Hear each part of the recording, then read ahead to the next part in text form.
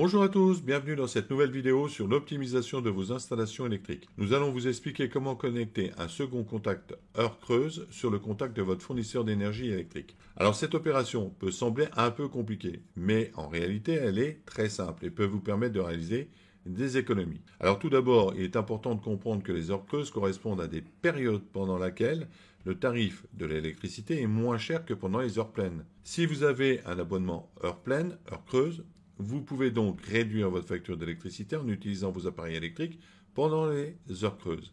Et cela à outrance. Plus vous consommerez pendant les heures creuses, plus vous ferez d'économies. Alors là, on va passer dans la partie pratique. Et puis après, on verra un petit bout de théorie. A tout de suite. Nous voici dans la partie pratique. Alors pour les besoins du tuto, nous avons câblé un contacteur jour-nuit sur le tableau de simulation. Alors, nous avons le contacteur jour-nuit, nous avons le disjoncteur de protection du chauffe-eau, et nous avons le disjoncteur de télécommande. Et pour visualiser votre chauffe-eau, nous avons mis une ampoule. Donc, quand votre fournisseur d'électricité envoie l'information d'heure creuse, là, ce qui se passe, votre chauffe-eau se met en service. Aussitôt que cette information disparaît, voilà, le chauffe-eau se coupe. Si vous mettez en marche forcée, ici, en fait, pendant les marches forcées, votre chauffe-eau tourne, mais vous payez en heure pleine. Il ne faut pas l'oublier. Et quand votre fournisseur vous renvoie l'information donc pour remettre en route le chauffe-eau alors qu'il y est déjà, ça fait comme ça. En revanche, aussitôt que les heures creuses auront disparu, votre forçage, lui, est retombé à zéro. Voilà, ça c'est le principe. Alors maintenant, eh bien, vous avez une consommation électrique, hein, et le but c'est de l'amplifier, de consommer au maximum pendant les heures creuses, afin de rentabiliser votre abonnement. Alors pour cela, on va installer un nouveau contacteur heure creuse, en plus de celui qui est là. Mais la petite astuce, elle est faite qu'on ne va pas avoir beaucoup de câblage à faire. Alors on va vous montrer. On met le contacteur heure creuse dans une place restante. Alors ici, on peut avoir cette place-là, mais on aurait pu s'installer ici ou ici, en fonction du positionnement de l'énergie que vous allez donc mettre en service pendant les heures creuses. Alors, ça peut être une machine à laver. Des parents qui ont des machines à laver de 8 kg et qui n'ont pas de système de tempo ou de choses comme ça, on peut imaginer d'autres gros consommateurs d'énergie dans votre maison. Moi, pour cette manip, j'ai décidé donc de prendre ce disjoncteur parce qu'au bout de ce disjoncteur-là, ben, c'est un circuit spécialisé et puis ça tombe bien, il va sur la partie machine à laver. Donc, toujours couper le courant électrique, je mets mon contacteur jour-nuit le nouveau, et le but c'est quoi?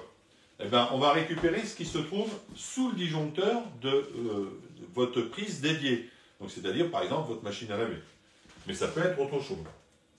Donc pour cela, on va faire le câblage, on va zoomer un petit peu sur la partie pour voir comment ça se passe.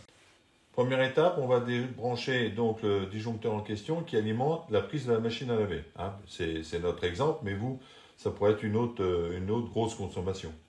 Donc le disjoncteur est coupé, de toute façon toute la ligne est coupée. On va le débrancher et on va donc après faire les modifications qui s'imposent. Donc on le débranche. Voilà, notre disjoncteur est débranché. Prochaine étape, on va récupérer donc le neutre et la phase ici pour alimenter notre contacteur jour-nuit, le deuxième contacteur. Alors, il nous faudra pour ça deux ponts de la même section que ce qui a été décâblé, c'est-à-dire qu'en général, pour la machine à laver, c'est du 2,5 mm². Eh bien, on va remettre donc un fil bleu et un fil rouge de 2,5 mm² qui part donc de notre disjoncteur à l'alimentation de notre contacteur heure creuse.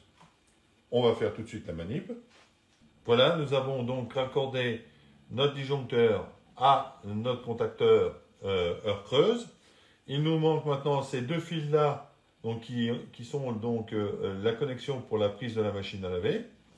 On va donc les raccorder ici. Voilà, c'est raccordé. Alors, il nous manque maintenant la télécommande. Donc, comme je vous l'ai dit, on va récupérer et on va mettre en parallèle donc les deux bobines. A2, A2, A1 vers A1. Pour cela, on a deux petits ponts à faire. Le premier pont a été réalisé de A2 vers A2. Et voilà, nous avons réalisé donc le pont A1 vers A1 et la connexion de la commande est réalisée. Alors maintenant, on va voir un peu le fonctionnement. On va rester en gros plan quand même pour voir le fonctionnement des contacteurs. J'en mets sous tension. Vos deux contacteurs sont en position automatique. Votre fournisseur d'électricité vous envoie l'information. Les deux se mettent en service. C'est-à-dire que là, même si votre machine à laver ne possède pas de marche différée, ou même si vous ne voulez pas mettre d'horloge ou de prise télécommandée, eh bien, le système est automatique et vous n'avez pas besoin de synchroniser donc les deux systèmes. En revanche, les deux systèmes sont bien indépendants parce que, imaginons, j'ai besoin de refaire une autre machine à laver alors que je ne suis plus en heure creuse, eh bien, il suffit de basculer ici et votre prise de machine à laver sera active. Et de même, si vous voulez plus d'eau chaude et vous êtes en dehors des heures creuses, eh bien, vous pouvez valider votre contacteur de chauffe-eau. Ils sont bien indépendants de l'un et de l'autre. Mais vous avez plus à vous inquiéter, eh bien, est-ce que j'ai bien mis mon horloge programmable sur ma prise à la bonne heure, etc. Là, c'est automatique, c'est quand même un avantage. Donc maintenant, on va voir dans la partie théorique comment tout cela fonctionne. Un petit peu de théorie, nous avons à gauche en haut de notre écran donc le compteur d'abonnés de notre fournisseur d'électricité avec le contact heure creuse. Ensuite, nous avons un disjoncteur 2 ampères pour la protection du circuit de télécommande du contacteur heure creuse, le 16 ampères pour la protection du chauffe-eau, le contacteur heure creuse du chauffe-eau et le 16 ampères pour le circuit de la machine à laver, sur lequel nous allons travailler.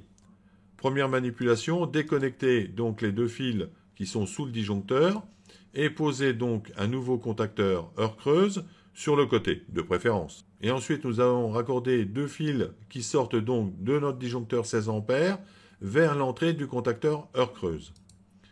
Enfin, nous avons à connecter la bobine. Donc, nous allons connecter A1 à l'autre A1 et l'autre fil A2 sur l'autre A2. Voilà. Le câblage est terminé. Vous voyez, c'est très rapide.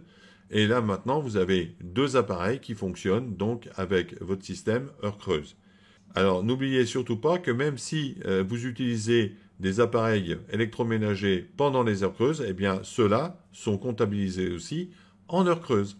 C'est l'ensemble. Eh bien, voilà. Donc, j'espère que ce tutoriel vous a plu. Si ça vous a plu, eh bien, un petit coup de pouce. Et sinon, eh bien, si vous n'êtes pas abonné, abonnez-vous. Au revoir.